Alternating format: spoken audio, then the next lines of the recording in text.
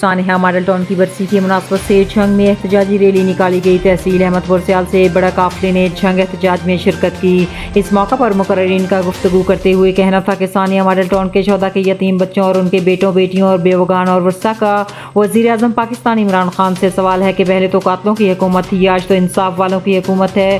آج مظلوم انصاف سے محروم کیوں ہے؟ قتل کرنے والوں کو سلاخوں کے پیچھے ہونا چاہیے تھا، مگر آج بھی دندناتے پھر رہے ہیں۔ ان کا مزید کہنا تھا کہ کب ہمارے کارکنان کے خلاف سابقہ دور حکومت میں درج ہونے والی جھوٹی FIR آج بھی قائم ہے، یہ ظلم کیوں ہو رہا ہے؟ ریلی میں شریک ہزاروں خواتین، مرد حضرات اور بچوں نے 14 ماڈل ٹاؤن کے انصاف کے لیے بینرز اور پلے کارڈ اٹھا رکھے تھے۔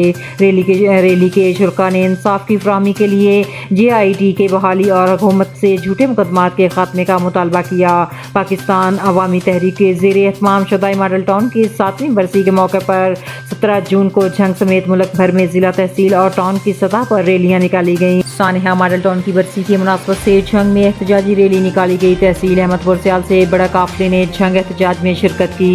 اس موقع پر مقررین کا گفتگو کرتے ہوئے کہنا تھا کہ سانحہ ماڈل ٹاؤن کے 14 کے یتیم بچوں اور ان کے بیٹوں بیٹیوں اور بیوگان اور ورثاء کا وزیر اعظم پاکستان عمران خان سے سوال ہے کہ پہلے تو قاتلوں کی حکومت تھی، آج تو انصاف والوں کی حکومت ہے۔